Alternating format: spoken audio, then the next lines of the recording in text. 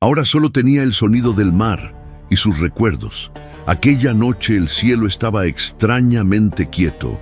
No había luna, no había estrellas, y sin embargo, el aire parecía cargado de electricidad, como si el universo estuviera conteniendo la respiración. Juan estaba orando cuando ocurrió. Primero fue un temblor en la tierra, luego un sonido, no como trueno, sino como trompeta que atravesara el tiempo. Una voz habló detrás de él. Yo soy el Alfa y la Omega. El viento se detuvo. El mar cayó. Juan cayó al suelo como si la gravedad se hubiera multiplicado. Entonces la figura gloriosa avanzó un paso. El suelo vibró bajo sus pies de bronce resplandeciente. Una mano, cálida y poderosa, tocó el hombro del anciano. No temas, yo estuve muerto, pero ahora vivo por los siglos. El corazón de Juan golpeaba con fuerza desmedida. El cielo comenzó a abrirse sobre él como una herida luminosa en la oscuridad. Nubes se desgarraron, relámpagos silenciosos iluminaron la bóveda celeste, y en medio de aquella abertura imposible apareció algo que ningún ojo humano había visto jamás. Una puerta suspendida en el firmamento. La voz volvió a hablar. Sube acá, y te mostraré lo que ha de suceder después de estas cosas. El mar comenzó a agitarse violentamente. El aire se tornó dorado. El tiempo pareció doblarse sobre sí mismo. Juan dio un paso hacia la luz, y justo cuando cruzaba el umbral, la tierra desapareció bajo sus pies. La oscuridad lo envolvió por un instante, pero cuando volvió a abrir los ojos, no estaba cayendo. Estaba de pie ante algo que haría temblar a los reyes y quebraría imperios. Y lo primero que vio fue un trono. El trono no estaba apoyado sobre suelo alguno. Flotaba en medio de una inmensidad imposible, como si el universo entero existiera solo para rodearlo. No era de oro ni de piedra, era de luz. Relámpagos brotaban de su base como raíces vivientes. Un arco iris de tonos esmeralda lo ceñía con una belleza que dolía mirar, y del centro emanaba una presencia tan poderosa que el aire mismo parecía arder. Juan intentó respirar, pero cada inhalación sabía a eternidad. Alrededor del trono había 24 ancianos vestidos de blanco, coronados con oro puro. No hablaban entre sí, no se movían. Sus miradas estaban fijas en el centro. Más cerca aún, 4 criaturas indescriptibles custodiaban la gloria. Una semejante a león, otra a toro, otra con rostro humano, otra como águila en vuelo. Sus alas estaban llenas de ojos, y sin cesar proclamaban: Santo, Santo, Santo es el Señor Dios Todopoderoso, el que era, el que es y el que ha de venir. Cada vez que lo decían, la realidad vibraba. Los ancianos se levantaban y arrojaban sus coronas ante el trono, como si comprendieran que incluso la gloria más alta es insignificante frente a esa presencia. Juan comprendió algo en ese instante. El Imperio Romano no gobernaba el mundo. La guerra no gobernaba el mundo. El caos no gobernaba el mundo. Había un trono, y el trono estaba ocupado. Pero entonces vio algo más. En la mano derecha del que estaba sentado en el trono había un rollo. Estaba sellado con 7 sellos. No era un libro común. Su superficie parecía hecha de historia comprimida. Guerras, nacimientos, imperios, lágrimas, traiciones, esperanzas. Todo contenido en aquel pergamino cerrado. Un ángel poderoso avanzó y proclamó con voz que hizo temblar constelaciones: ¿Quién es digno de abrir el libro y desatar sus sellos? El silencio cayó como un manto pesado. Nadie respondió, ni los ancianos, ni las criaturas, ni los ángeles que llenaban el firmamento como un ejército de fuego. Juan sintió un peso en el pecho. Si nadie podía abrir el libro, entonces el dolor de la humanidad no tendría respuesta. Las injusticias quedarían sin juicio. La sangre derramada no tendría justicia. El anciano comenzó a llorar. Sus lágrimas flotaron en el aire luminoso como pequeñas perlas transparentes. «No llores». La voz no fue estruendosa esta vez. Fue firme, cercana. Uno de los ancianos señaló hacia el centro del trono. «He aquí que el león de la tribu de Judá ha vencido». Juan levantó la mirada. Esperaba ver un león colosal, rugiendo con furia celestial. Pero lo que vio hizo que su corazón se detuviera por un instante. En medio del trono, de pie, estaba un cordero, como inmolado, con marcas visibles de sacrificio, pero vivo. Sus ojos no reflejaban debilidad, sino una autoridad silenciosa que superaba cualquier ejército. El cordero avanzó, y cuando tomó el libro, el cielo explotó en adoración. Miles y millones de voces comenzaron a cantar. Digno es el cordero que fue inmolado. La música era como mareas cósmicas golpeando galaxias invisibles. Juan comprendió entonces que la victoria no había sido ganada por fuerza, sino por entrega.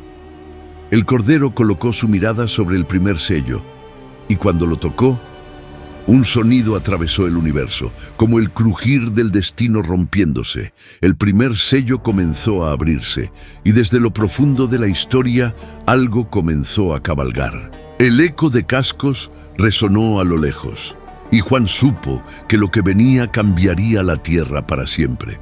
El sonido fue lejano al principio, un golpe seco, luego otro, y otro más, como si algo invisible estuviera cruzando los pasillos del tiempo. El cordero terminó de romper el primer sello.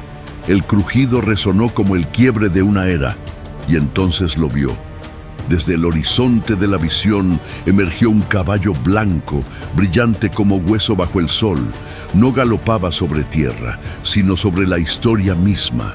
Cada paso que daba parecía atravesar siglos. Su jinete llevaba un arco, no gritaba, no blandía espada, sonreía, le fue dada una corona y salió venciendo y para vencer. Juan sintió un escalofrío. No era guerra abierta, era conquista silenciosa, ambición disfrazada de paz, imperios que se levantan prometiendo orden mientras preparan cadenas. El caballo pasó como viento y el cordero abrió el segundo sello. Un relámpago rojo cruzó el firmamento. Un segundo caballo apareció, rojo como sangre fresca. Su jinete sostenía una gran espada y al avanzar el aire se volvió espeso.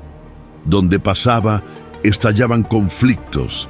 Hermanos contra hermanos, naciones contra naciones. La paz fue arrancada de la tierra como si nunca hubiera existido.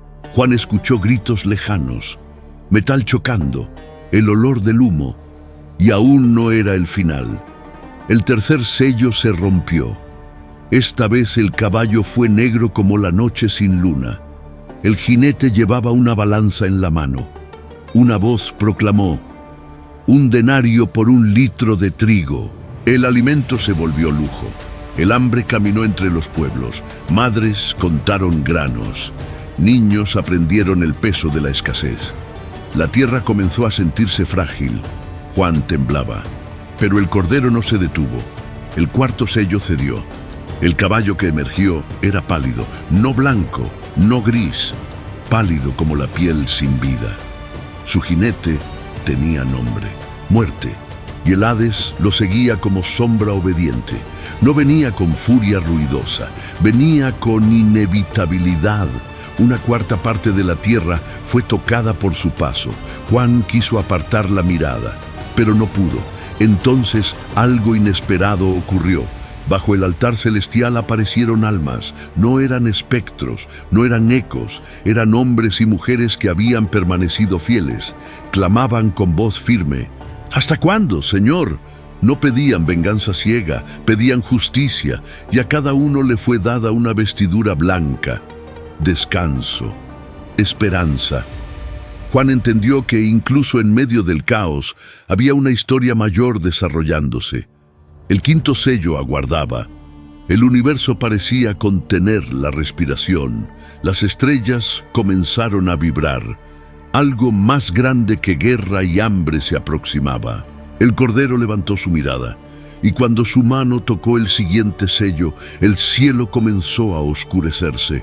El sol perdió su brillo.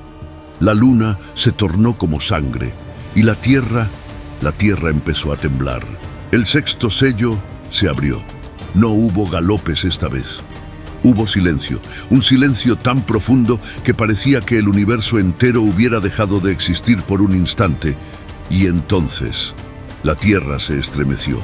No como un terremoto común, no como una sacudida pasajera. Fue como si los cimientos invisibles del mundo hubieran sido tocados por una mano gigantesca. Las montañas crujieron. Las islas se desplazaron como hojas sobre el agua. Las ciudades temblaron como torres de arena. El sol perdió su fuego y se volvió negro como tela de luto. La luna se tiñó de rojo oscuro, como sangre derramada sobre la noche. Las estrellas comenzaron a caer, no lentamente, cayeron como higos sacudidos por viento violento. El cielo mismo se enrolló sobre sí como un pergamino que llega a su final.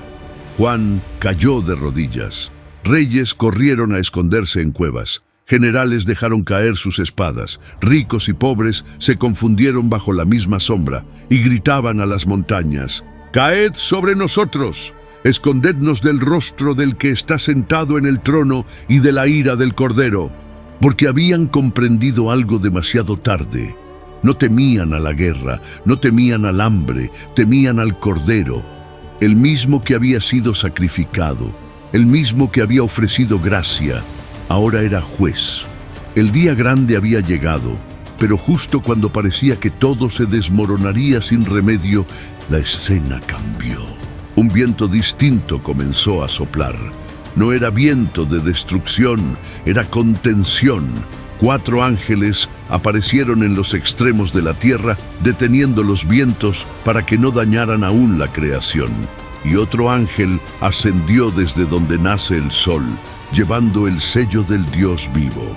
Su voz fue clara, firme: «No dañéis la tierra hasta que hayamos sellado a los siervos de nuestro Dios». Juan observó cómo una marca invisible era colocada en frentes fieles. No era señal de vergüenza, sino de pertenencia. En medio del juicio había protección. En medio del colapso había propósito. Y entonces la visión se expandió aún más.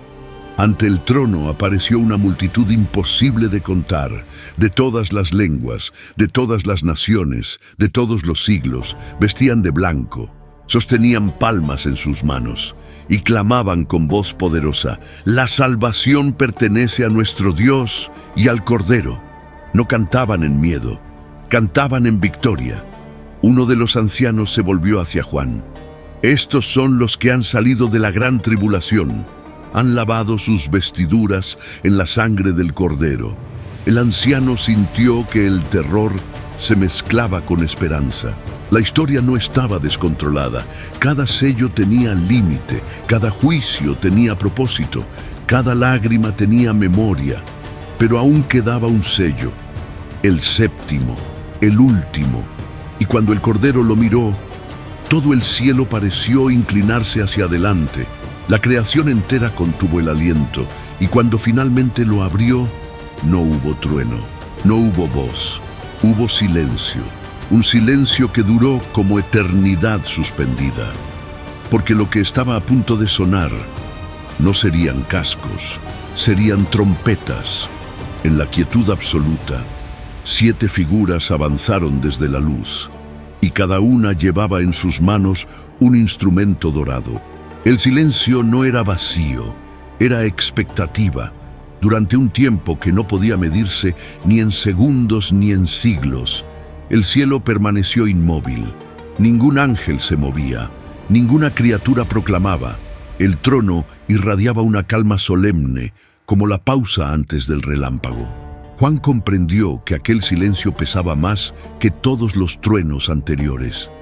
Frente al trono, 7 ángeles avanzaron en formación perfecta. Sus rostros no reflejaban ira ni emoción, solo obediencia absoluta. En sus manos brillaban 7 trompetas de oro. Entonces otro ángel se acercó al altar con un incensario resplandeciente, y se le dio mucho incienso para mezclarlo con las oraciones de los santos. Juan vio algo que lo estremeció: las plegarias humanas. Susurros, lágrimas, clamores en cárceles, súplicas en noches de persecución, subían como humo fragante ante el trono. Ninguna había sido olvidada. El ángel tomó fuego del altar y lo arrojó sobre la tierra. El impacto no fue visible al principio, pero entonces sonó la primera trompeta. El sonido atravesó continentes. Granizo y fuego mezclados con sangre descendieron, bosques ardieron, campos se consumieron. El verde retrocedió, la segunda trompeta resonó. Algo como una montaña en llamas fue lanzado al mar. Las aguas se tornaron rojas, barcos se partieron, las costas temblaron. La tercera trompeta vibró como una herida abierta. Una estrella cayó del cielo. Su nombre era Ajenjo, y las aguas dulces se volvieron amargas. Muchos bebieron y murieron. La cuarta trompeta rompió el equilibrio del firmamento. El sol fue herido. La luna perdió parte de su luz. Las estrellas se oscurecieron. El día ya no fue día completo. La noche dejó de ser entera. Juan sintió frío, pero aún no era lo peor. Un águila cruzó el cielo de la visión, gritando con voz aguda: ¡Ay! ¡Ay! ¡Ay de los moradores de la tierra! Porque quedaban 3 trompetas más. La quinta sonó. Un abismo se abrió como una boca antigua. De él surgió humo espeso, oscuro como tinta derramada sobre el mundo, y del humo salieron criaturas que no pertenecían a ninguna pesadilla conocida. No mataban, atormentaban. El dolor era su reino. Los hombres buscaron la muerte y no la hallaron. Juan cubrió su rostro, pero la visión continuaba. La sexta trompeta estremeció el aire. 4 ángeles atados junto a un gran río fueron liberados. Un ejército innumerable avanzó como tormenta viva. El suelo vibró bajo su paso. Y aún así, aún después de fuego, humo y azufre, muchos no se arrepintieron. El corazón humano, endurecido, resistía incluso frente al abismo abierto. El cielo volvió a oscurecerse. Solo quedaba una trompeta, la séptima. Y cuando el último ángel levantó su instrumento, Juan sintió que todo lo visto hasta ahora había sido apenas preludio. El ángel inhaló. El universo pareció inclinarse. Y justo antes de que el sonido saliera, la visión cambió abruptamente. Un ángel gigantesco descendía envuelto en nube y arco iris, con un pequeño libro en su mano. Juan entendió que la historia estaba a punto de volverse más profunda, más personal, más irreversible. El ángel puso un pie sobre el mar y otro sobre la tierra, y alzó su voz como rugido de león. El ángel era colosal. Su cuerpo estaba envuelto en nube brillante, como si la tormenta misma lo obedeciera. Sobre su cabeza descansaba un arco iris ardiente. Su rostro resplandecía como el sol cuando rompe la madrugada, y sus piernas eran columnas de fuego. Un pie descansaba sobre el mar agitado, el otro sobre la tierra temblorosa. Dominaba a ambos. En su mano sostenía un pequeño libro abierto. No sellado, abierto. Cuando habló, su voz no fue humana ni angélica en el sentido común. Fue como el rugido de un león que sacude montañas. Y al rugir, 7 truenos respondieron. No fueron truenos comunes, fueron palabras. Juan las entendió. Estaba listo para escribirlas, pero una voz desde el cielo lo detuvo. Sella lo que los 7 truenos han dicho. No lo escribas. El misterio permaneció misterio. El ángel levantó su mano derecha hacia el cielo y juró por el que vive por los siglos: no habrá más demora. El tiempo, tal como la humanidad lo conocía, estaba llegando a su clímax. Juan sintió que su pecho se comprimía. Entonces la voz volvió a hablarle. «Ve, toma el libro de la mano del ángel». El anciano dudó un instante, pero avanzó. El mar rugía bajo el pie del mensajero, la tierra crujía bajo el otro. Juan, pequeño como polvo ante aquella figura gigantesca, extendió la mano. «Dámelo». El ángel lo miró con una intensidad que parecía atravesar su alma. «Tómalo y cómelo. Será dulce en tu boca, pero amargo en tu vientre». Juan tomó el libro, lo llevó a su boca, y al probarlo, fue dulce. Dulce como promesa cumplida, como justicia restaurada, como esperanza para los oprimidos. Pero cuando lo tragó, el dolor lo atravesó, amargo como juicio inevitable, como ciudades que caerían, como corazones endurecidos. Se dobló ligeramente, sosteniéndose el abdomen, y comprendió: la revelación no es solo gloria, es peso, es responsabilidad, es saber que el mundo cambiará y que no todos aceptarán la luz. La voz habló nuevamente. Es necesario que profetices otra vez sobre muchos pueblos, naciones, lenguas y reyes. Esto no era el final, era el centro de la tormenta. Mientras Juan recuperaba el aliento, la visión se transformó otra vez. La escena cambió a una gran ciudad. Una ciudad llena de ruido, poder y desprecio por lo sagrado. En medio de ella, dos figuras vestidas de cilicio estaban de pie, firmes, inquebrantables. Y aunque el mundo entero parecía odiarlas, sus palabras tenían fuego. Juan entendió que lo que estaba por comenzar no sería una batalla de espadas, sino de testimonio. Las dos figuras levantaron sus voces y el mundo comenzó a escucharlas. La ciudad era grande, no grande por su belleza, sino por su orgullo. Sus torres atravesaban las nubes como dedos desafiantes. Sus calles estaban llenas de comercio, poder y corrupción. En sus plazas se levantaban estatuas de gobernantes que se creían eternos. Y en medio de aquella metrópoli arrogante, dos figuras vestidas de cilicio permanecían firmes. No llevaban armaduras, no tenían ejército, no portaban coronas, solo palabra. Cuando hablaban, el aire vibraba.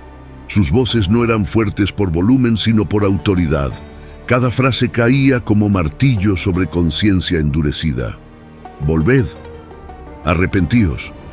El reino se acerca. Muchos se burlaban, otros los odiaban, algunos intentaban silenciarlos, pero nadie podía tocarlos, porque fuego salía de su boca contra quienes intentaban dañarlos. No era fuego literal que quemara edificios, era poder que desarmaba planes, que frustraba conspiraciones, que exponía mentiras. La lluvia se detenía cuando ellos lo decían.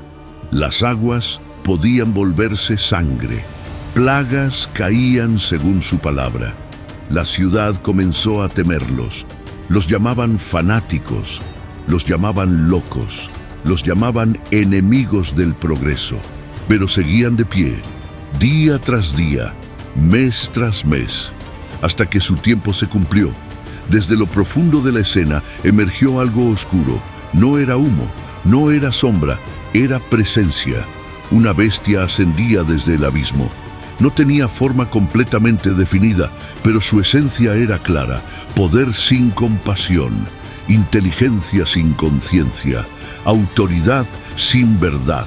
La multitud la siguió con fascinación y miedo, y por primera vez los dos testigos fueron vulnerables. La bestia los atacó. La lucha no fue larga. Los cuerpos cayeron sobre el pavimento frío de la gran ciudad. Silencio. Luego, celebración. La gente envió regalos unos a otros. Las pantallas proclamaban victoria. Las plazas estallaban en aplausos. ¡Al fin callaron! Sus cuerpos permanecieron expuestos 3 días y medio, sin entierro, sin honra, pero el cielo no estaba indiferente. En el 4.º día, el aire cambió. Un soplo invisible descendió. Los cuerpos se estremecieron, los ojos se abrieron, los pulmones se llenaron de aliento, se levantaron. El grito colectivo de la ciudad fue un sonido que jamás olvidaría el mundo. Desde lo alto, una voz poderosa llamó: «Subid acá». Una nube los envolvió. Ascendieron ante la mirada aterrada de quienes celebraban su muerte, y en ese mismo instante, la tierra tembló violentamente, edificios colapsaron, torres orgullosas se partieron. La ciudad entendió algo demasiado tarde. La verdad puede ser atacada, puede ser ridiculizada, puede parecer vencida, pero no puede ser extinguida. En el cielo, Juan vio que la séptima trompeta estaba a punto de sonar. La historia entraba en una nueva fase, una guerra más profunda, no solo en ciudades, sino en dimensiones invisibles. Porque detrás de la bestia había un dragón.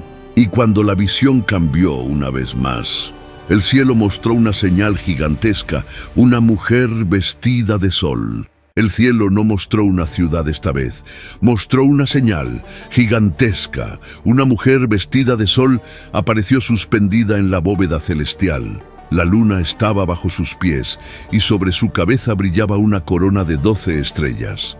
Su luz no era débil, era intensa, dolorosamente hermosa, pero su rostro reflejaba angustia. Estaba dando a luz. El universo parecía inclinarse hacia ella, como si toda la historia hubiera esperado ese momento. Entonces, otra señal apareció. Un dragón rojo como sangre recién derramada. Enorme, 7 cabezas coronadas, 10 cuernos que desgarraban el aire. Sus alas, si podían llamarse alas, proyectaban sombras sobre constelaciones enteras. Con un movimiento de su cola arrastró estrellas del cielo y las lanzó hacia la tierra. Su mirada estaba fija en la mujer. Esperaba al niño, no para adorarlo, para devorarlo. Juan sintió el peso de la revelación. La guerra no comenzó con trompetas, no comenzó con sellos, comenzó mucho antes, en orgullo, en rebelión, en deseo de trono. El niño nació, no hubo debilidad en él. Su destino estaba escrito en autoridad, gobernar con cetro firme. El dragón se lanzó hacia adelante. Pero antes de que pudiera tocarlo, el niño fue arrebatado, elevado, protegido, entregado al trono. El dragón rugió. El sonido fue tan violento que los cielos se estremecieron. La mujer huyó al desierto, donde tenía lugar preparado. El dragón, frustrado, alzó sus alas. Y entonces estalló guerra en el cielo. No metáfora, no símbolo, guerra. Miguel y sus ángeles avanzaron como relámpagos organizados. Espadas de luz chocaron contra sombras antiguas.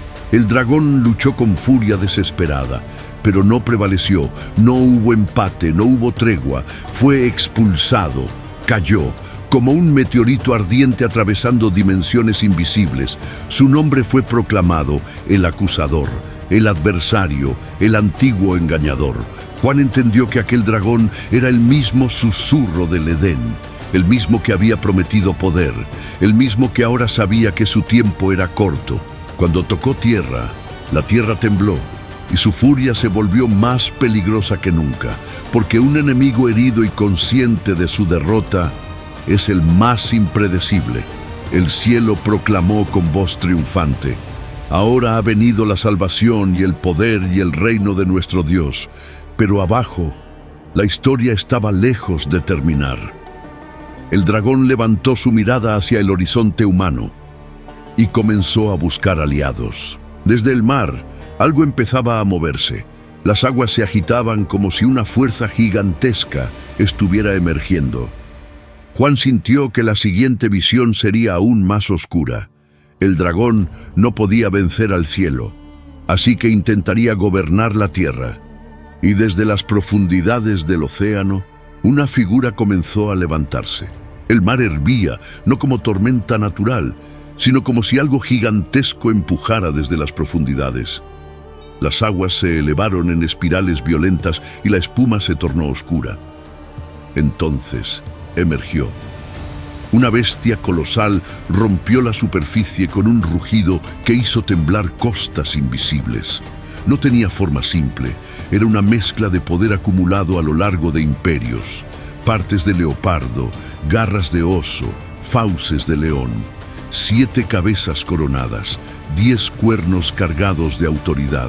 Cada cabeza parecía representar dominio, cada cuerno poder concentrado. El dragón descendió hacia ella y le entregó algo invisible pero palpable: autoridad. La bestia alzó su rostro hacia el cielo y de su boca salieron palabras arrogantes. No gritaba caos, proclamaba control, orden, seguridad. Las multitudes comenzaron a mirar, primero con temor, luego con fascinación. ¿Quién como la bestia?, decían. ¿Quién podrá luchar contra ella? Y así comenzó su reinado. No todos fueron forzados al principio. Muchos se rindieron voluntariamente, porque la bestia prometía estabilidad en tiempos de temor, prometía identidad en medio de la confusión, prometía grandeza a quienes la siguieran, pero exigía algo a cambio: lealtad absoluta. Quien no se inclinaba quedaba fuera del sistema, sin comercio, sin protección, sin voz. Juan sintió el peso de aquella visión. La bestia no gobernaba solo con espada, gobernaba con seducción. Mientras el mundo se organizaba bajo su sombra, otra figura apareció. No surgió del mar, surgió de la tierra, más pequeña en apariencia, más discreta, pero sus ojos brillaban con astucia. Tenía apariencia de cordero, pero hablaba como dragón. Era persuasiva, milagrosa, carismática. Hacía descender fuego del cielo ante los ojos de las multitudes, señales impresionantes, prodigios que convencían incluso a los escépticos. «Es la verdad», decían algunos. «Mirad lo que hace».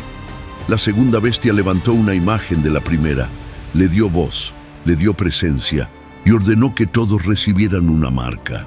En la mano, en la frente, no era solo símbolo, era pertenencia. Sin ella, nadie podía comprar ni vender. El mundo comenzó a dividirse: lealtad o resistencia, seguridad o fe. Juan vio que muchos cedían, no por maldad pura, sino por miedo. La marca representaba más que comercio, representaba alineación total con el sistema de la bestia. Y su número era número de hombre: 6, repetido, incompleto, una perfección falsa. Mientras la bestia consolidaba su poder, el dragón observaba desde la sombra. Había logrado lo que buscaba, un reino que lo reflejara. Pero la visión no terminó allí, porque sobre un monte elevado, en contraste total con el mar oscuro y la tierra manipulada, Juan vio algo distinto. Un grupo, pequeño en comparación con las multitudes, firmes, y en medio de ellos, el Cordero. El viento cambió. La música comenzó a escucharse a lo lejos, y lo que sonaba no era himno de dominio, sino canto de redención. El monte se alzaba firme, intacto por la furia del mar y la corrupción de la tierra. Allí no se oían discursos arrogantes, no había estandartes de imperios, no brillaban pantallas ni coronas humanas. En la cima estaba el Cordero, de pie. Las cicatrices seguían visibles, pero no como señales de derrota, sino como marcas de autoridad eterna. A su alrededor había un grupo, no multitud incontable como ante el trono, no ejércitos armados, eran 144,000. Sus frentes no llevaban la marca de la bestia, llevaban un nombre, el del Padre. Y cuando comenzaron a cantar, el sonido no fue como las trompetas del juicio, ni como los rugidos del dragón.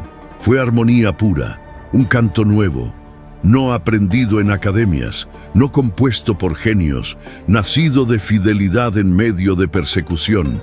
La melodía subía como luz atravesando nubes de humo. Las multitudes bajo la bestia no podían comprenderlo. Intentaron imitarlo, intentaron reproducirlo, pero no pudieron, porque no era solo música, era testimonio. Cada nota llevaba historia de resistencia, cada acorde llevaba renuncia, cada palabra llevaba sangre, lágrimas y esperanza. Juan sintió que aquel canto tenía más poder que cualquier ejército visto hasta ahora. Entonces, 3 ángeles cruzaron el cielo uno tras otro. El primero proclamó con voz que resonó de horizonte a horizonte: «Temed a Dios y dadle gloria, porque la hora de su juicio ha llegado». El segundo gritó: «Ha caído Babilonia». Aunque aún parecía firme, su destino estaba sellado. El tercero habló con advertencia solemne: «Si alguno adora a la bestia y recibe su marca, beberá del vino de la ira de Dios». La división se hacía clara. No era cuestión de política, no era cuestión cultural, era adoración. ¿A quién pertenece el corazón humano? El cielo comenzó a oscurecerse nuevamente, pero no como antes. Esta vez Juan vio algo diferente. Una nube blanca apareció, y sobre ella estaba sentado uno semejante al Hijo del Hombre. Tenía una corona dorada, y en su mano una hoz afilada. La tierra, madura como campo en cosecha, parecía inclinarse bajo su mirada. Una voz salió del templo celestial: «Mete tu hoz, porque la mies está madura». El momento había llegado. No era solo advertencia ahora, era separación. La hoz descendió, y la tierra fue segada. Otra figura tomó otra hoz, y los racimos de la vid de la tierra fueron arrojados en el gran lagar de la ira. El suelo se tiñó. Juan comprendió que la historia no se arrastraba sin dirección. Avanzaba hacia culminación. La bestia aún dominaba. El dragón aún respiraba furia. Pero algo irreversible había comenzado. En el cielo comenzaron a aparecer 7 figuras más. No llevaban trompetas, llevaban copas, brillaban con fuego contenido, y Juan supo que lo que venía no sería advertencia. Sería el golpe final contra el sistema que había desafiado al trono. El mar volvió a agitarse, la tierra volvió a temblar, y en el cielo las copas comenzaron a elevarse. El cielo se tornó rojo como brasa viva. Las 7 figuras avanzaron desde el santuario celestial. Sus vestiduras brillaban con pureza insoportable, y sus rostros no mostraban furia descontrolada, sino determinación irrevocable. Cada uno sostenía una copa dorada. No eran frágiles, eran pesadas, cargadas. En ellas no había vino. Había justicia acumulada. El primer ángel levantó su copa, la derramó sobre la tierra, y llagas dolorosas brotaron sobre quienes llevaban la marca de la bestia. No eran simples heridas físicas, eran manifestaciones externas de una lealtad interior torcida. El segundo ángel vertió la suya sobre el mar. Las aguas se volvieron como sangre coagulada. La vida marina pereció. El comercio se detuvo. Los puertos quedaron en silencio. El tercero derramó su copa sobre los ríos y las fuentes. El agua dulce, esperanza de pueblos enteros, se tornó roja. Una voz desde el altar proclamó: «Justo eres, Señor, porque han derramado sangre de santos y profetas». El cuarto ángel vació su copa sobre el sol. El astro ardió con intensidad abrasadora. No fue destruido, pero su calor golpeó la tierra con violencia insoportable, y aún así, los hombres maldijeron al cielo. No se arrepintieron. El quinto ángel derramó su copa sobre el trono de la bestia. Su reino se sumió en tinieblas, no oscuridad suave, oscuridad densa, opresiva. La gente rechinaba los dientes, golpeaba el aire, buscaba salida, pero seguían sin volverse. El sexto ángel vertió su copa sobre el gran río. Las aguas se secaron, no por casualidad, era preparación. 3 espíritus impuros salieron como ranas desde la boca del dragón, de la bestia y del falso profeta. Eran espíritus de engaño, reunían a los reyes del mundo, les susurraban: «Es hora, reuníos, resistid». Los ejércitos comenzaron a movilizarse hacia un lugar designado. Un nombre comenzó a escucharse como eco antiguo: Armagedón.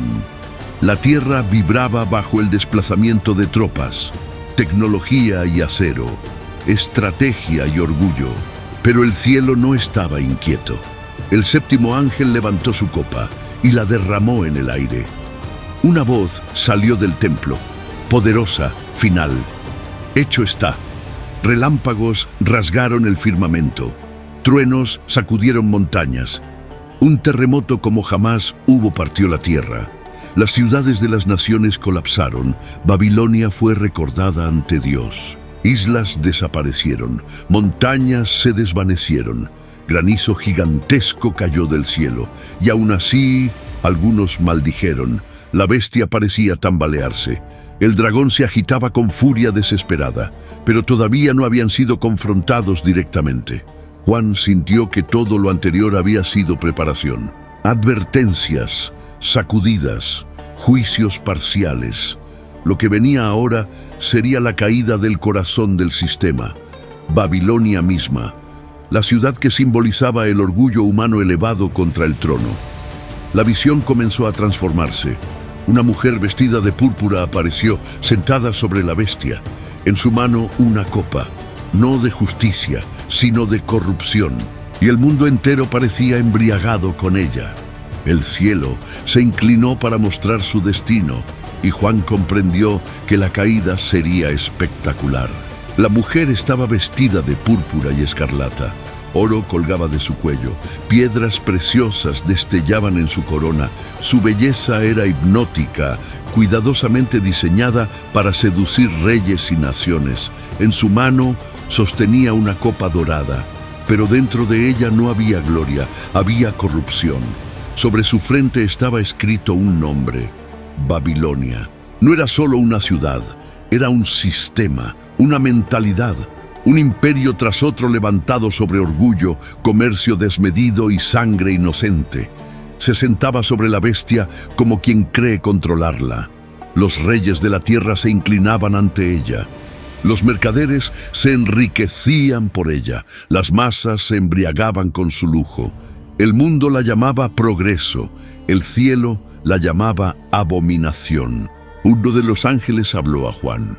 Las aguas que has visto son pueblos, multitudes, naciones y lenguas.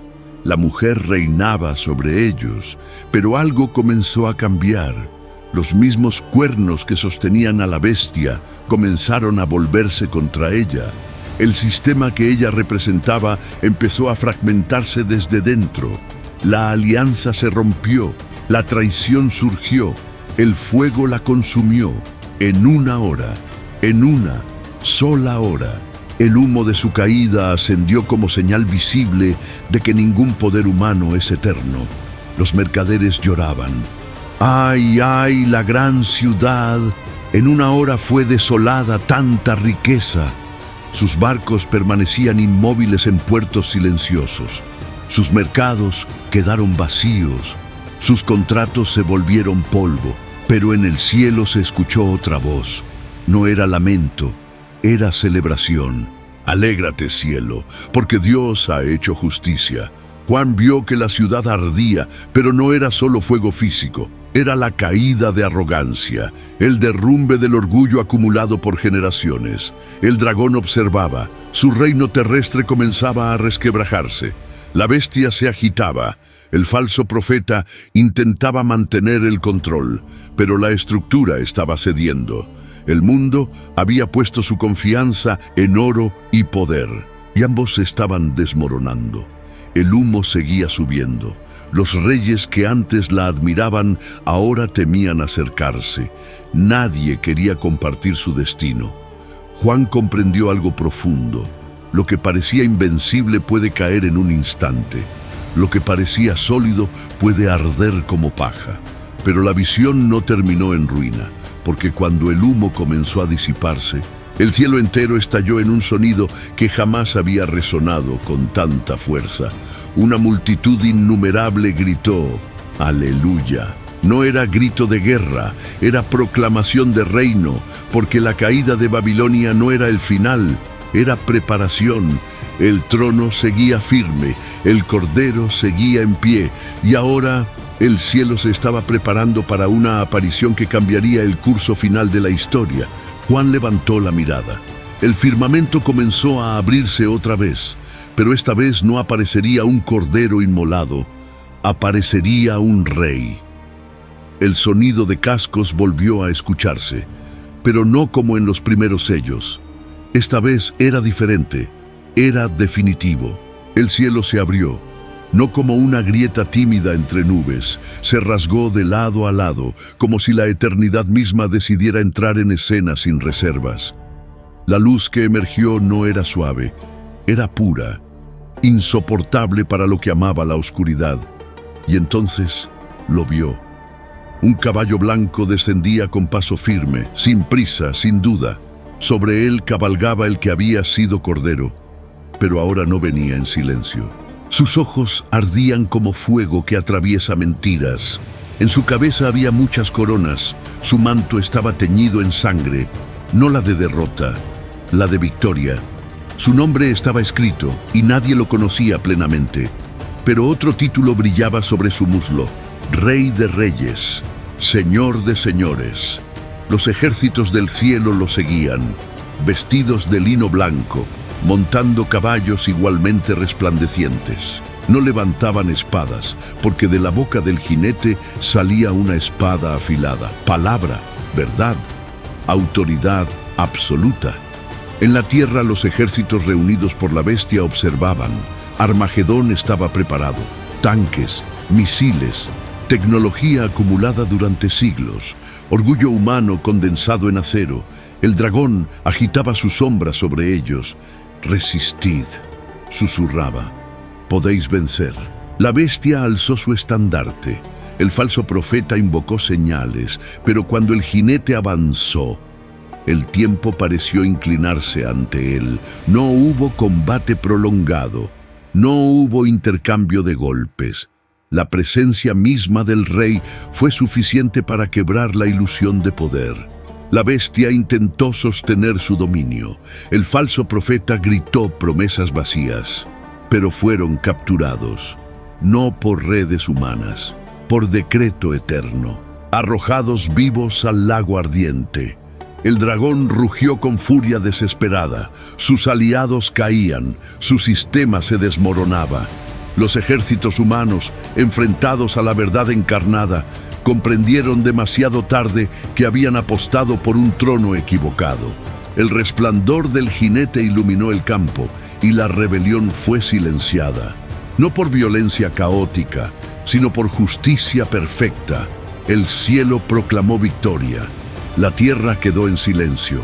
El dragón fue apresado, encadenado por un ángel cuya fuerza no provenía de músculo, sino de autoridad delegada. Fue arrojado al abismo, sellado, por un tiempo determinado. Juan observó todo con respiración contenida. La bestia había caído. Babilonia había ardido. El rey había aparecido, pero aún no era el final. Había un trono más por revelar, un juicio más profundo, una restauración que superaría cualquier destrucción anterior. Mientras el humo de la batalla se disipaba, el cielo comenzó a transformarse nuevamente, no en guerra, sino en preparación, porque lo siguiente no sería confrontación, sería revelación. El horizonte comenzó a aclararse. El polvo de la batalla cayó al suelo, y ante Juan apareció algo que ningún ojo humano había visto desde el principio del mundo. El campo de batalla quedó en silencio. No el silencio del miedo, el silencio después de la verdad. El dragón, encadenado, fue arrojado al abismo. Una puerta invisible se cerró sobre él, sellada con autoridad celestial. Por primera vez en edades incontables. Su voz no susurraba, la tierra respiró. Entonces Juan vio tronos, no uno solo como al inicio, muchos. Y sobre ellos se sentaron aquellos que habían permanecido fieles, aquellos que no se inclinaron ante la bestia, aquellos que no tomaron su marca, no vestían oro humano, vestían dignidad restaurada, reinaron con el rey. Un tiempo señalado, un período de justicia donde el engaño no dominaba y la oscuridad no tenía trono. Juan contempló esa era con asombro. El mundo, sin la influencia del dragón, parecía distinto, más claro, más verdadero, pero sabía que aún faltaba algo, porque el mal, aunque herido y encarcelado, no había sido eliminado, y cuando el tiempo se cumplió, la prisión fue abierta. El dragón salió una vez más. No había aprendido humildad, no buscó arrepentimiento, reunió naciones nuevamente. Susurró otra vez promesas antiguas. Una última rebelión se levantó, breve, desesperada. Rodearon el campamento del rey, pero no hubo batalla prolongada. Fuego descendió del cielo, la rebelión fue consumida. El dragón fue arrojado al lago ardiente, no temporalmente, definitivamente. El acusador quedó silenciado para siempre. Entonces la visión cambió. Todo lo anterior parecía prólogo ante lo que ahora emergía. Un trono, grande, blanco, no flotaba en caos, estaba en autoridad absoluta, y ante él huyeron cielo y tierra. No podían permanecer en su forma actual. La realidad misma parecía disolverse ante la pureza del juicio. Los muertos, grandes y pequeños, comparecieron. No importaba rango, no importaba riqueza, no importaba fama. Libros fueron abiertos, cada obra, cada intención, cada palabra, nada oculto. Otro libro fue abierto, el libro de la vida. Juan sintió el peso de ese momento más que cualquier terremoto anterior. No era guerra, era verdad total. La muerte y el Hades entregaron lo que retenían y fueron juzgados. Incluso la muerte fue arrojada al lago de fuego, el último enemigo, vencido. El universo quedó suspendido. No había más dragón, no había más bestia, no había más rebelión. Solo el trono. Y ante ese trono, el pasado terminó. La antigua creación había llegado a su fin. Y entonces, como cuando el cielo se abrió por primera vez en Patmos, algo nuevo comenzó a formarse.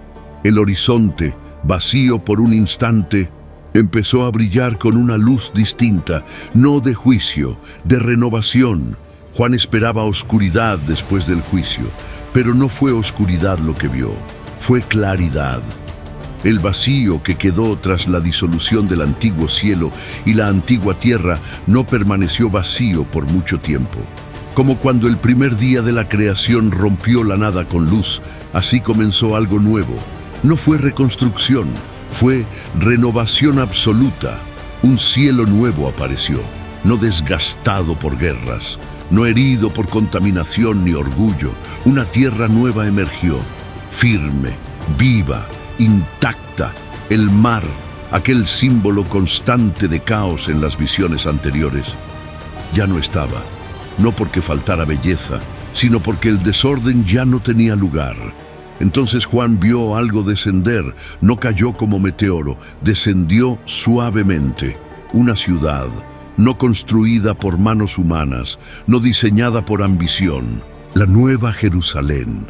Brillaba como piedra preciosa. Sus muros no eran para exclusión, sino para gloria. Sus puertas estaban abiertas, pero nada impuro podía entrar. Descendía como una novia adornada para su esposo, y una voz más profunda que el trueno y más suave que el viento de Patmos proclamó: «He aquí el tabernáculo de Dios con los hombres». No era metáfora, no era símbolo distante. Dios habitaba con ellos. No habría más separación. No habría templo, porque el Señor mismo sería su templo. Juan vio algo que lo quebró por dentro. Manos divinas secaban lágrimas. No quedaban cicatrices abiertas. No quedaban recuerdos que dolieran. Ya no habrá muerte. La palabra resonó como liberación final. Ni llanto, ni clamor, ni dolor. Las cosas antiguas habían pasado. La voz del trono habló de nuevo. He aquí, yo hago nuevas todas las cosas, no algunas, todas. La luz de la ciudad no provenía del sol ni de la luna. Era gloria, era presencia. Las naciones caminaban a su luz. Los reyes traían su honor, no para competir, sino para rendirlo. Juan contempló los muros, grandes y altos, con 12 puertas, cada una custodiada por un ángel. Los nombres de las tribus antiguas estaban inscritos en ellas. Los fundamentos llevaban nombres de apóstoles. Historia redimida, promesas cumplidas, La ciudad era perfecta en proporción, no porque fuera fría o geométrica, sino porque nada estaba fuera de lugar. Oro transparente como cristal, calles que reflejaban luz eterna, pero lo más impresionante no eran sus materiales, era su atmósfera, paz sin sombra, vida sin amenaza, esperanza sin final. Y sin embargo, aún quedaba algo por revelar, porque la ciudad no estaba vacía de movimiento. Desde el centro, desde el mismo trono, algo comenzaba a fluir, un brillo líquido, un reflejo cristalino. Juan se acercó, y lo que vio superaba incluso la belleza de la ciudad. Un río, claro como cristal, fluyendo desde el trono mismo. El río no corría con violencia, fluía con propósito. Claro como cristal puro, nacía directamente del trono, atravesando la ciudad con un resplandor que no era simplemente luz, era vida visible. Cada gota parecía contener eternidad. Juan se acercó al cauce.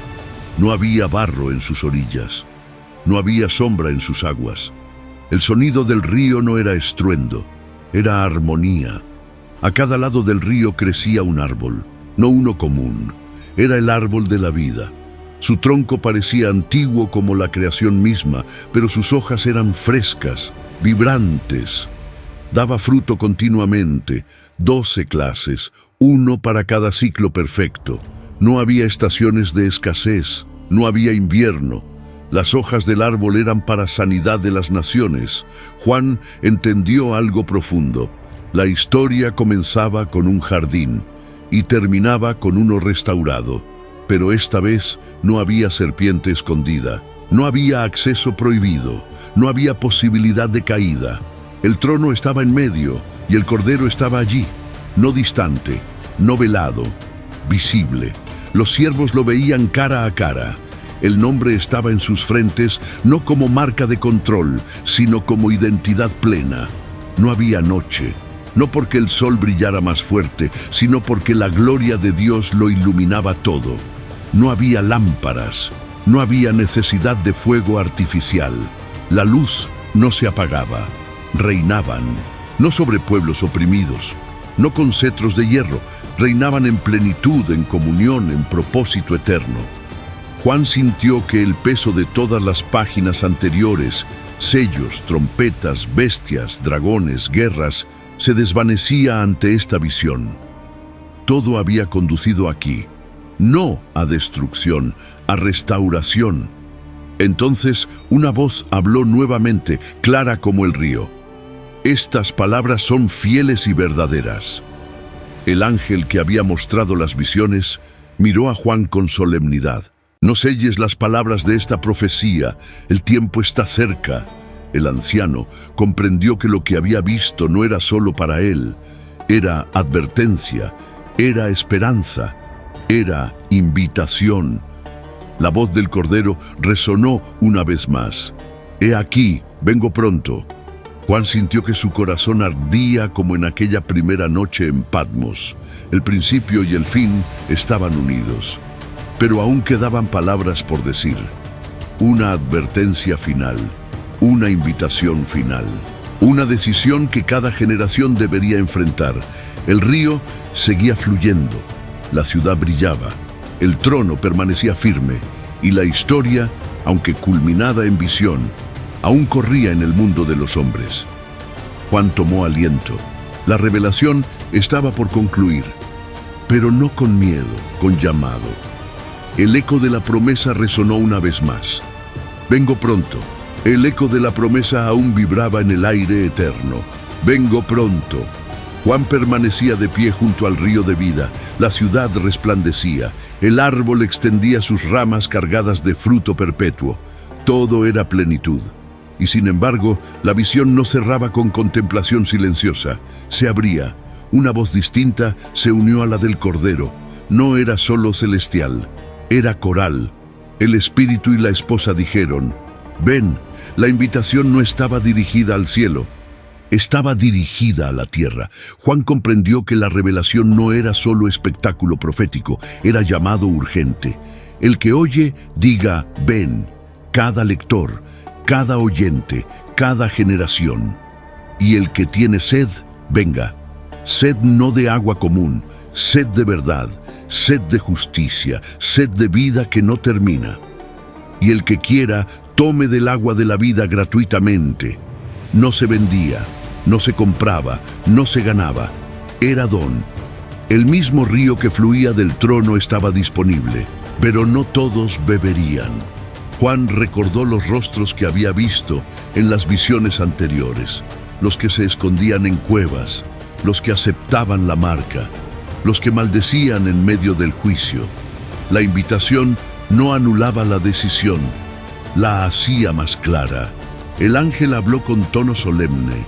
Si alguno añade a estas palabras o quita de ellas, no era amenaza vacía, era advertencia sobre la seriedad del mensaje. La historia no debía manipularse, el destino no debía suavizarse, el trono era real, el cordero era real, la decisión era real. Juan sintió el peso del final acercándose, no como agotamiento, como cumplimiento. La visión del río, del árbol, de la ciudad, permanecía ante él. Pero ahora entendía que esa realidad futura lanzaba sombra hacia el presente. Cada acto humano resonaba en eternidad. Cada lealtad tenía destino. El Cordero habló una vez más. Sí, vengo pronto. No era solo cronología, era certeza. Juan, el anciano exiliado que había comenzado esta visión golpeado por el mar de Patmos, respondió con voz firme. Amén, ven, Señor Jesús. La palabra ven no era impaciencia, era anhelo. El mundo que él conocía seguía lleno de persecución, imperio y dolor. Pero ahora sabía el final, y eso cambiaba todo. El cielo comenzó a cerrarse lentamente, no con estruendo, con serenidad. La luz no desapareció abruptamente, se fue suavemente, como cuando el amanecer reemplaza a la noche sin violencia. Juan sintió nuevamente el suelo bajo sus pies. El olor a sal regresó. El sonido del mar volvió a sus oídos. Estaba otra vez en Patmos, pero ya no era el mismo hombre, porque había visto el trono, había visto el fin del dragón, había visto la ciudad eterna, y ahora debía escribir, porque la historia que había contemplado no era solo futura, era esperanza para el presente. El anciano levantó la mirada hacia el horizonte. El sol comenzaba a salir sobre el mar, pero sabía que un día, otro amanecer, vendría. El sol ascendía lentamente sobre el mar de Patmos. Nada en la isla parecía distinto. Las rocas seguían ásperas. El viento seguía salado. Roma seguía gobernando el mundo visible. Y, sin embargo, todo había cambiado. Juan permaneció de pie unos momentos, respirando con dificultad, como si hubiera regresado de un viaje más allá de las estrellas. Sus manos temblaban, no de miedo, de responsabilidad. Había visto el trono, había visto al Cordero abrir la historia como quien abre un libro sellado. Había visto el surgimiento del mal en forma de bestia, el orgullo encarnado en Babilonia, la furia del dragón. Había visto su caída, había visto el juicio, había visto la ciudad eterna y ahora debía escribirlo, no para emperadores, no para filósofos, para comunidades pequeñas, para creyentes escondidos, para corazones perseguidos. Entró en la cueva donde solía orar. La luz del amanecer apenas penetraba por la abertura, dibujando líneas doradas sobre la piedra. Se sentó, tomó el pergamino. Por un instante, dudó. ¿Cómo describir lo indescriptible? ¿Cómo traducir gloria en tinta? Pero recordó la voz. Escribe lo que has visto. No debía embellecerlo. No debía suavizarlo. Debía transmitirlo. Comenzó. Las primeras palabras fluyeron con fuerza, como si no fueran solo suyas. Habló del que es, del que era y del que ha de venir. Habló del Cordero inmolado, habló del dragón expulsado, habló de la bestia que seduce, habló de la caída de Babilonia, Habló del rey que cabalga en justicia. Habló del río de vida. Mientras escribía, comprendía algo más profundo. El Apocalipsis no era solo un final, era revelación de lo invisible. Las iglesias necesitaban saber que el imperio no era eterno, que el sufrimiento no era definitivo, que la fidelidad no era inútil. Cada palabra que trazaba sobre el pergamino era una chispa contra la oscuridad. Afuera, el mundo seguía igual, pero dentro del rollo que ahora se llenaba de tinta, estaba el destino del mundo. El anciano se detuvo un momento, miró sus manos. Habían tocado redes de pesca, habían tocado al maestro, habían tocado cadenas de exilio. Ahora sostenían una revelación que atravesaría siglos, y comprendió algo que superaba incluso la visión. La historia no pertenece a quienes parecen dominarla, pertenece al Cordero. El viento sopló más fuerte en la entrada de la cueva. Juan cerró los ojos por un instante. No sabía cuánto tiempo pasaría antes de que la promesa se cumpliera plenamente, pero sabía que era segura, porque había visto el final. El mundo podía oscurecerse antes del amanecer, pero el amanecer vendría, y mientras el sol de Patmos subía sobre el horizonte, el último capítulo comenzaba a tomar forma.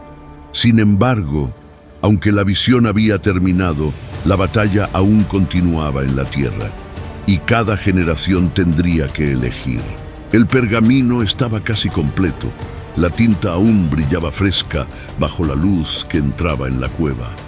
Juan pasó sus dedos sobre las líneas escritas, no para corregirlas, sino para sentir el peso de lo que contenían.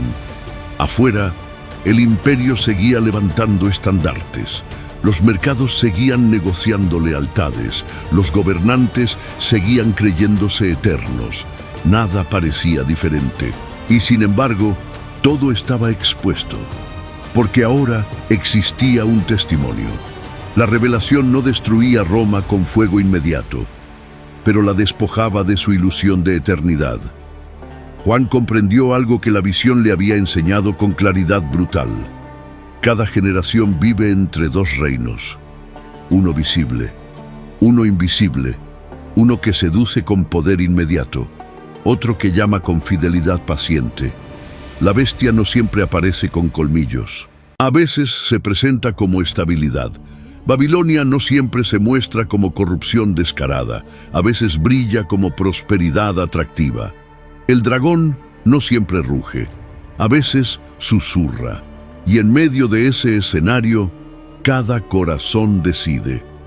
El anciano recordó el canto de los redimidos en el monte. Recordó el silencio antes de las trompetas.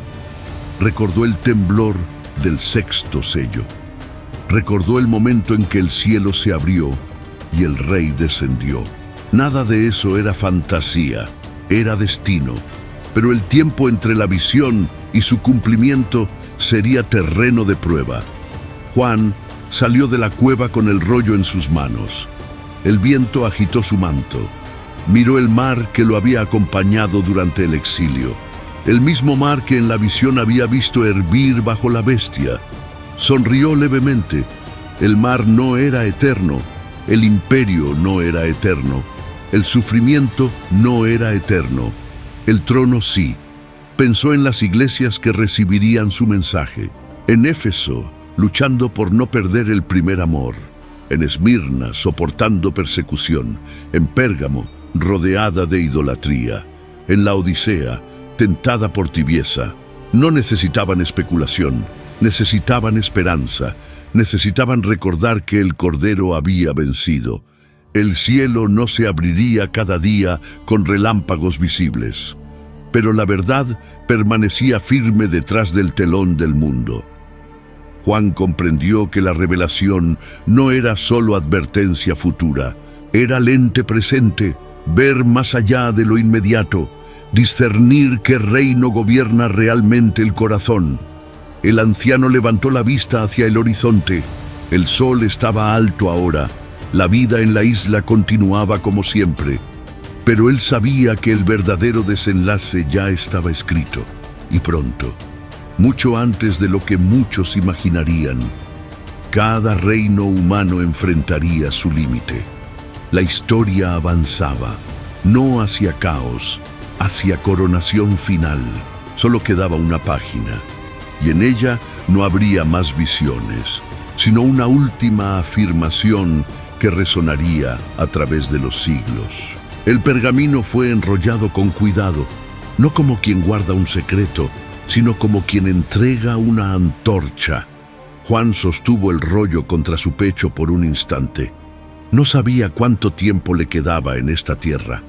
No sabía cuándo el rey cumpliría plenamente su promesa, pero sabía algo con certeza inquebrantable: la historia tenía dueño. El mundo seguiría temblando. Imperios surgirían y caerían. Nuevas bestias adoptarían rostros distintos. Nuevas Babilonias brillarían seductoras bajo luces modernas. Pero ninguna cambiaría el final. El Cordero ya había tomado el libro. El dragón ya tenía sentencia. La ciudad ya descendía en el horizonte eterno. El anciano caminó hasta el borde del acantilado. El mar golpeaba como el primer día. El viento agitaba su cabello blanco. Cerró los ojos y recordó la voz. Yo soy el Alfa y la Omega, principio, fin y todo lo que hay entre ambos. Abrió los ojos.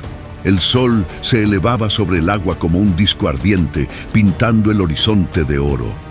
Cada amanecer en Patmos parecía común, pero Juan sabía que un día habría otro amanecer, no sobre una isla, no sobre un imperio, sobre una tierra nueva, donde no habría muerte que temer, ni lágrimas que esconder, ni sombras que acecharan en los corazones. El mundo visible seguía su curso, pero detrás del velo, el trono permanecía firme. El río de vida seguía fluyendo. La invitación seguía abierta. El que tenga sed, venga. Juan susurró una última vez, no como profeta tembloroso, sino como testigo convencido. Amén. Ven, Señor Jesús. El viento llevó sus palabras sobre el mar. Y aunque la isla volvió a su rutina, aunque Roma siguió creyéndose eterna, aunque las generaciones futuras enfrentarían sus propias bestias, la revelación ya estaba sembrada. Y como semilla indestructible, atravesaría siglos, persecuciones, dudas, imperios, guerras, hasta el día en que el cielo se abra otra vez. No en visión, en realidad. Y entonces, el último amanecer no será solo promesa, será cumplimiento.